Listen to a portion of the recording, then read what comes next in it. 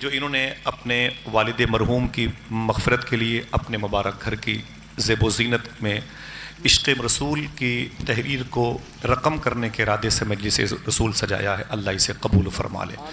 بہت غور سے سنیں گے میری بات کو، زیادہ دیر تک نہیں بات کرنے کی خواہش ہے، حالانکہ بات سوچتا ہوں لیکن ہو جاتی ہے دیر تک، لیکن مجھے ڈاکٹر نے منع کیا ہے، ابھی مجھ پر بڑا دباؤ ہے، بڑی سختی ہے، لیکن آپ جیسے سننے والے ہوں تو تھوڑی دیر اپنی بیماری سے شفا پانے کی نیت سے باتیں ہو سکتی ہیں، ٹھیک ہے۔ اللہ نے قرآن میں فرمایا الا بذکر اللہ تطمئن القلوب، خبردار اللہ کے ذکر ہی میں تمہارے دل کو سکون ہے۔ محبت سے کہہ دیں اتنی مرتبہ اس آیت کو میں پڑھوں گا کہ آپ یاد کر لیں گے، آپ ذہن پہ بٹھا لیں گے کہ یار ہمیں پتہ ہی نہیں تھا، ہم تو سمجھ رہے تھے کہ بگ بازار میں سکون کی دولت ملتی ہے، ہم سمجھ رہے تھے پیپسی اسپرائٹ تھم سب پینے سے سکون ملتا ہے، ہم یہ سمجھ رہے تھے برانڈڈ چشمے لگانے سے سکون ملتا ہے، آج پتہ چلا ہے نا نا نا نا، سکون اگر قیمتی لباس پہن کے ملتا، سکون اگر قیمتی جوتے پہن کے ملتے تو دنیا کا سب سے بڑا پیسے والا آدمی 70 سال پہلے سوسائڈ نہیں کرتا، خودکشی نہیں کرتا۔ کیا مطلب؟ پیسوں کی بنیاد پر سکون نہیں ملتا، پرسنالٹی کی بنیاد پر سکون نہیں ملتا، جاہ و حشم کی بنیاد پر سکون نہیں ملتا، حسن کی بنیاد پر سکون نہیں ملتا۔ سکون بگ بازار میں نہیں ملے گا، میگا واٹ میں نہیں ملے گا، سکون آپ سیاست کے گلیاروں پر ہندوستان کی جو سب سے بڑی پوسٹ ہے وہ راشٹرپتی کی، دنیا کی جو سب سے بڑی پوسٹ ہے اقوام متحدہ کے صدر کی، اگر وہ کرسی بھی آپ کو مل جائے تب بھی آپ کو سکون نہیں ملے گا۔ کیوں؟ سکون اللہ کے ذکر میں۔ ذرا محبت سے کہہ دیں سبحان اللہ۔ یہی وجہ ہے کہ ہندوستان میں غیر مسلموں کا ایک بڑا طبقہ ہے جس کے گھر میں 10 لوگ سروس کرتے ہیں، ان کی بیوی بھی، ان کی ماں بھی، ان کی بہنیں بھی، ان کی بیٹیاں بھی، ان کے بیٹے بھی سروس کرتے ہیں، لیکن وہ راتوں کو کمپوز کھا کے سوتے ہیں، ایویل کھا کے سوتے ہیں، راتوں کو سگریٹ پیتے رہتے ہیں، موسیٰ کا گل اٹھ کے کرتے رہتے ہیں۔ بھئی کیا بات ہے؟ سکون نہیں ملتا۔ انہیں بتا دو سکون ہندوستان کی حکومت کے زیر اثر کام کرنے میں نہیں ہے، سکون صرف اللہ کا ذکر کرنے میں۔ محبت سے کہہ دو سبحان اللہ۔ قرآن کہتا ہے اللہ، یہ بات اگر ہندوستان کے کسی سیاسی اسمبلی کے اسپیکر نے کہی ہوتی تو جھوٹی ہو سکتی تھی، یہ بات اگر آپ کے علاقے کے سنسد نے کہی ہوتی تو جھوٹی ہو سکتی تھی، یہ بات اس رب نے کہی ہے جس نے اپنے حبیب کے صدقے میں لفظ صداقت کو پیدا کیا، جہاں جھوٹ کا شائبہ تک نہیں۔ اللہ نے یہ بات کہی ہے کہ میرے ذکر ہی کی وجہ سے تمہارے دل کو سکون ملے گا۔ ذرا محبت سے کہہ دو سبحان اللہ۔ 2-3 منٹ گفتگو سن لیں، اس کے بعد 1-2 باتیں رہیں گی، اور باتیں بس آپ میرے سامنے ہیں، میں آپ کے ہاتھ پاؤں دبا دبا کے آپ کو ان باتوں کو قریب رکھوں گا انشاءاللہ۔ سنیں، جیسے آپ کو پیاس لگی تو آپ نے پانی پی لیا، آپ کو بھوک کا احساس ہوا تو آپ نے کھانا کھا لیا، جو کھانا آپ نے کھایا یہ آپ کے پیٹ کی خوراک تھی، جو آپ نے شربت پیا، پیپسی اسپرائٹ پیا، یہ آپ کی زبان کی خوراک تھی۔ آنکھ کی خوراک کیا ہے؟ آپ ٹی وی کی اسکرین پر دیکھ رہے تھے، 3 گھنٹے ہو گئے، موبائل کے PUBG گیم کھیلتے کھیلتے دیر ہو گئی، آپ نے اپنی آنکھیں میجی اور موبائل کو بند کر دیا، اس یقین پر بند کیا کہ بہت دیر سے دیکھ رہے ہیں، آنکھوں کو درد ہو رہا ہے، اب آنکھیں سونا چاہتی ہیں۔ کیا مطلب؟ آنکھ کو بھوک لگی ہے، آنکھ کو اس کی خوراک چاہیے۔ آنکھ کی خوراک کیا ہے؟ سو جاؤ۔ آنکھ تو روٹی کھاتی نہیں، آنکھ کی خوراک ہے کہ اسے بند کر دو، چپ چاپ اسے ریلیف دے دو۔ آپ بہت دیر سے ڈی جے وغیرہ کے قریب تھے، گانے بجانے سن رہے تھے، اللہ معاف فرمائے، سنتے سنتے کان پک گئے، آپ نے کہا یار اب ہٹو یہاں سے، کان کو ریلیف دو، تو کان کو ریلیف دینا یہ کان کی خوراک ہے۔ آپ کھیت کھلیان میں پھاوڑے چلا رہے تھے، ہاتھ تھک گئے تو آپ نے پھاوڑے رکھ دیے، سستانے کے ارادے سے بیٹھ گئے، تو بیٹھ جانا یہ دونوں ہاتھ کی خوراک ہے۔ پیدل چلتے چلتے آپ تھک گئے تو آپ نے تھوڑا سا آرام کیا، چائے پی لیا اور تھوڑی سی تازگی محسوس ہوئی، یہ پاؤں کی خوراک ہے۔ سمجھ رہے ہیں؟ جسم کے جتنے پارٹس ہیں ان کی اتنی الگ الگ خوراک ہے۔ آنکھ کی خوراک ٹی وی کے پردے کو بند کر دو، کان کی خوراک سامنے والی آواز کو بند کرا دو، زبان کی خوراک یا تو چپ ہو جاؤ یا تو بہت دیر سے اس کی پیاس بجھ نہیں تھی، اب بجھا دی تو اب خاموش ہو جاؤ۔ پیٹ کی خوراک، اسے 2 روٹی چاہیے۔ ہاتھ کی خوراک، پھاوڑا کنارے رکھ دیجئے۔ پیر کی خوراک، سائیکل کھڑی کر دو، سستا لو۔ جسم کے سارے پارٹس ہیں، ان کی الگ الگ خوراک ہے، ان کی الگ الگ ڈیمانڈ ہے۔ ایسے صوفیہ کہتے ہیں دل کی بھی خوراک ہے۔ تھوڑی سی بات ہے، اونچی بولے کائے کی؟ دل کی خوراک۔ اب دل کی خوراک کیا ہے؟ قیمتی آپ کو لنگڑا آم مل جائے گا، آپ کو چونسا مل جائے گا، دسہری سے دل کو سکون ملے گا؟ بولے نہیں ملے گا۔ آپ کتنی سی مہنگی سے مہنگی، آپ بڑی سے بڑی کمپنیوں کی بنائی ہوئی چیزیں، مشروب کی شربت والی استعمال کر لیں، آپ کے دل کو سکون ملے گا؟ نہیں ملے گا۔ آپ کروڑوں روپے کی مالیت پر خرچ کرنے والی گاڑی پر بیٹھ کے سفر کریں، دل کو سکون ملے گا؟ کیوں؟ قرآن نے کہہ دیا الا بذکر اللہ تطمئن القلوب، اللہ کے ذکر ہی میں تمہارے دل کو سکون ہے۔ اور انسانوں نے عبید بھائی کیا کیا ہے؟ ہر چیز کی خوراک کا انتظام کر لیا، لیکن دل کی خوراک کا انتظام نہیں۔ یہی وجہ ہے کہ ہارٹ اٹیک بہت زیادہ ہو رہا ہے۔ صوفی سلطانیہ فرماتے ہیں پہلے کے دور میں یہ مرض کم تھا، اس لیے کہ لوگ غریب تھے لیکن اللہ کا نام لیتے تھے۔ وہ کھیت کھلیہان میں بھی جب وہ ہل چلایا کرتے تھے نا، تو ان کی زبان پر ہوتی تھے نغمے اللہ اللہ اللہ۔ کیسے؟ پڑھ کے بتائیں۔ اللہ اللہ اللہ۔ وہ کھیتوں کو جب مڑا کرتے تھے نا تو اللہ کا نام لیتے ہوئے چلتے تھے، سمجھ رہے ہیں؟ سائیکل سے چلتے تو 20-20 کلومیٹر 30-30 کلومیٹر دور تک وہ اللہ اللہ کا نام لیتے رہے۔ اب اتنی آسائش ہے کہ آپ کھانا کھا کے ٹہلنے، بھائی کہاں جا رہے ہیں؟ بارات جا رہے ہیں۔ کہاں پر؟ ارے 20 کلومیٹر ہے۔ بھائی یوں پیٹ بھرا ہوا تھا گھر سے، گاڑی پر بیٹھے، پھر وہاں پہنچ گئے، پھر وہاں کھا لیا۔ 1 گھنٹے میں 2 خوراک کھانا مل گیا آپ کو، لیکن دل کو اس کی خوراک نہیں دی آپ نے، تو دل تو بے چین ہوگا آپ کا۔ کتنی بھی اے سی میں رہیں آپ، کولر میں رہیں آپ، کتنی بھی کولنگ دائرے میں رہیں آپ کو بے چینی آپ کا پیچھا نہیں چھوڑے گی۔ بے چینی سے بچنے کے لیے ضروری ہے اللہ کا نام لیں۔ جب مکے والوں نے حضور صلی اللہ تعالیٰ علیہ وسلم کو بہت زیادہ ٹارچر کیا، تو حضور ذکر الہی کے لیے مکہ شریف میں کنارے پر ایک پہاڑ ہے جو تقریباً 3500 فٹ کی بلندی پر ہے، جسے غار حرا کہتے ہیں۔ غار حرا کہتے ہیں۔ اس پہاڑ پر جا کے حضور کنارے پر بیٹھتے تھے، سامنے دور سے اس پہاڑی کی اونچائی سے خانہ کعبہ نظر آتا تھا، اور پھر مالک کعبہ کو یاد کر کے حضور اللہ اللہ اللہ کا ذکر کرتے ہیں۔ اونچی بولے۔ آقا کریم صلی اللہ علیہ وسلم سے پوچھا گیا سب سے ٹاپ کلاس کا ذکر کیا ہے؟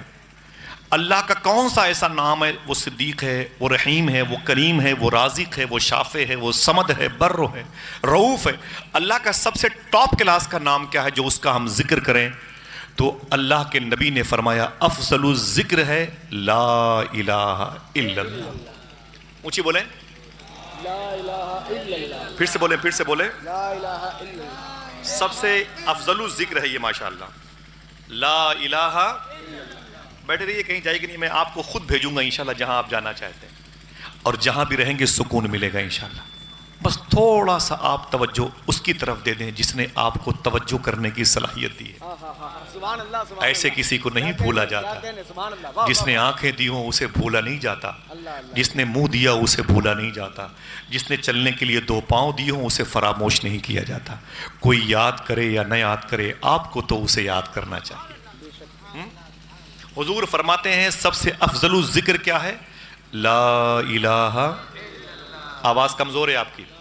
لا الہ الا اللہ۔ لا الہ الا اللہ، یہ ٹاپ کلاس کا ذکر ہے۔ سب سے اچھا ذکر اللہ کا یہی ہے، لا الہ الا اللہ، لا الہ الا اللہ۔ کوئی پرستش کے لائق نہیں ہے، کوئی پوجنے کے لائق نہیں ہے، سوائے، ہاتھوں کو اٹھا کے بولو، سوائے آقا کریم صلی اللہ تعالیٰ علیہ وسلم غار حرا کی وادی میں، معلوم ہے غار حرا کی وادی میں حضور اللہ کو یاد کرتے تھے۔ آج کی عورتیں ہوں اگر اتنے دنوں تک ان کا شوہر کام نہ کرے نا، تو وہ 2-4 دن کے بعد بھی اگر شوہر آئے تو اسے بھگا دیں، لیکن معلوم ہے اس 3500 فٹ کی بلندی پر حضور کی بیوی امی خدیجہ رضی اللہ تعالی عنہا دن میں 2 مرتبے حضور سے ملنے کے لیے جاتی۔ سبحان اللہ. اور جاتی تھی تو کہتی تھی جب بھی جاتی تھی حضور کو اللہ کا نام لیتے ہوئے دیکھا, ہائے. حضور کو اللہ کو یاد کرتے ہوئے دیکھا. ٹمپریچر کتنا ہائی ہے مکے کا آپ موبائل کے ذریعے سے دیکھ لیں. اس ٹمپریچر والے شہر میں سب سے اونچی پہاڑی پر حضور ہے, 3500 فٹ کی بلندی پر ہے. حالانکہ اس سے اونچی پہاڑی ہے 6514 فٹ کی بلندی, 5614 فٹ کی اونچی ہے. غار سور کی پہاڑی وہ دور ہے, لیکن غار حرا کی پہاڑی اپنی پہاڑیوں میں سب سے اونچی کہلاتی ہے. اس پہاڑی پر حضور گرمی کے دنوں میں, سردی کے دنوں میں اللہ اللہ کہتے تھے. سمجھے آپ؟ یہ وہ بڑا مبارک نام ہے جو آج ہماری زبان پر نہیں آتا. ہم تو مسجد سے نکلنے کے بعد بھی برائیاں کرتے ہیں. ہم تو دروازے پر کھڑے ہو کر کے بھی اللہ کا نام دینا بھول جاتے ہیں. صوفی سلطانیہ فرماتے ہیں جب تمہیں احساس ہو جائے کہ مسجد کے دروازے پر تمہارا کوئی ساتھی تمہارا انتظار اس لیے کر رہا ہے کہ تم باہر نکلو گے وہ کسی کی برائی کرے گا, تو تم مسجد کے اندر رہا کرو اتر دکن تسبیح لے کے اللہ اللہ اللہ. اس موضوع پر 10-20 منٹ سن سکتے ہیں گفتگو؟ جی کرم نواز. محبت سے بولیں. سبحان اللہ. واہ واہ. آواز کمزور تو نہیں ہے آپ کی؟ سوچا بھی نہیں تھا چھوٹی سی محفل ہوگی عبید بھائی کی, لیکن شبراتی بھائی نے بڑے لوگوں کو بلا لیا ماشاءاللہ. خیر یہ اپنی زمینیں ہیں, اللہ آپ سب کو قبول فرما لے. سمجھ رہے ہیں؟ یہ قرآن کی ایک آیت ہے, قرآن کی ایک آیت ہے. قرآن دعا کرو اللہ ہمیں پڑھنے کی توفیق عطا فرمائے. یہ علماء کرام بیٹھے ہوئے ہیں. آپ کی نظر میں اور ہماری نظر میں کوئی ویلو نہیں ہے. یہ قرآن پڑھنے والے لوگ ہیں, غریب غربا ہیں, یتیم لوگ ہیں اور یتیم خانے میں رہتے ہیں. ان کی ویلو کیا ہے سن لیں.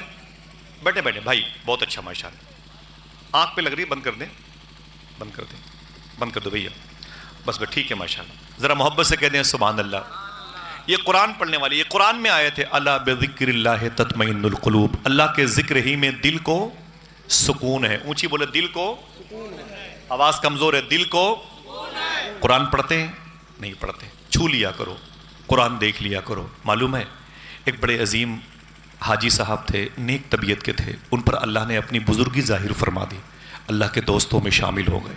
معلوم ہے کیوں؟ ان کا کام تھا عشاء کی نماز کے بعد جب اپنے گھر سے نکل کے مسجد میں آتے نا تو اس ایریے میں جاتے تھے جہاں کچھ بچے قرآن شریف پڑھتے رہتے تھے. سبحان اللہ. سبحان اللہ. اس ایریے میں جاتے تھے وہ حاجی صاحب جس ایریے میں کچھ مدرسے کے بچے قرآن پڑھتے رہتے تھے.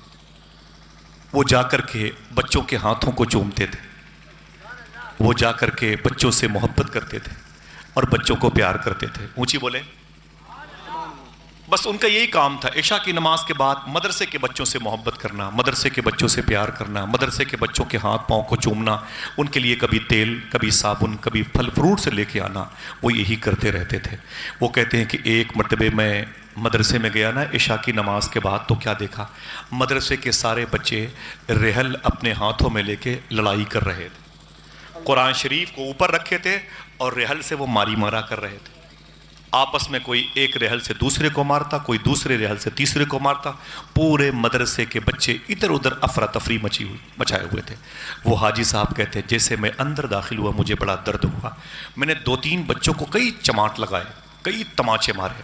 میں نے کہا تمہارے باپ کا گھر ہے یہ, یتیم خانوں میں رہتے ہو تم, یتیم لوگ, غریب لوگ, یہاں قرآن پڑھنے آئے ہو, بدتمیزی کرتے ہو, کھیل کود کرتے ہو. میں ان کو مار کے چلا آیا. لیکن افسوس بتا دوں کیا ہے, جو بچے خاموش ہے سنیں, وہ حاجی صاحب اتنے خوش قسمت تھے کہ روزانہ انہیں حضور کی زیارت نصیب ہوتی تھی.